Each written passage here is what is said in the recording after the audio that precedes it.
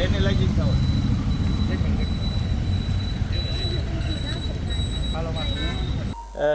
31ની જે તૈયારી છે અમે જામનગર પોલીસ તરફથી અમે જે બધા પોલીસ સ્ટેશન છે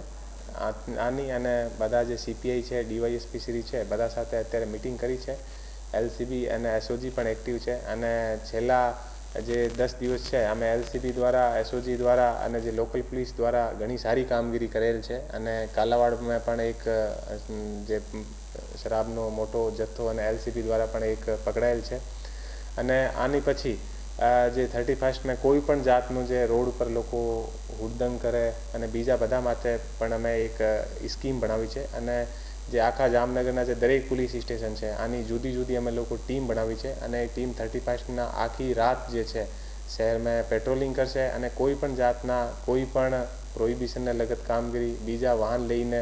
કોઈ સ્પીડથી વાહન ચલાવવાવાળા હોય યા બીજા કોઈ પણ જાતનો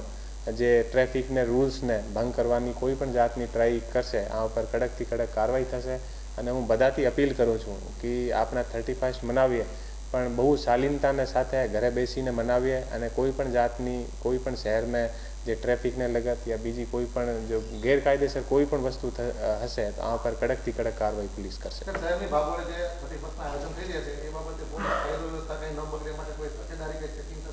બિલકુલ મેં આપને કીધું કે દરેક જે પોલીસ સ્ટેશન છે આમે જુદી જુદી ટીમ બનાવી છે અને એલસીબી અને એસઓજી અને જે પેરોલ ફરલો છે આની પણ અલગ અલગ ટીમ છે અને જે પણ જગ્યા અમે લોકોને છે કે એવી વસ્તુ થઈ શકે યા કોઈ પણ જાતની ગેરકાયદેસર વસ્તુ થઈ શકે ત્યાં પણ અમારી બધી ધ્યાન છે અને અમારી જે ફિલ્ડ એલઆઈબી છે આ પણ અત્યારે એક્ટિવ છે અને કોઈ પણ જે વસ્તુ હશે તો આની તુરંત અમને સૂચના આધારિત અમે લોકો કાર્યવાહી કરીએ.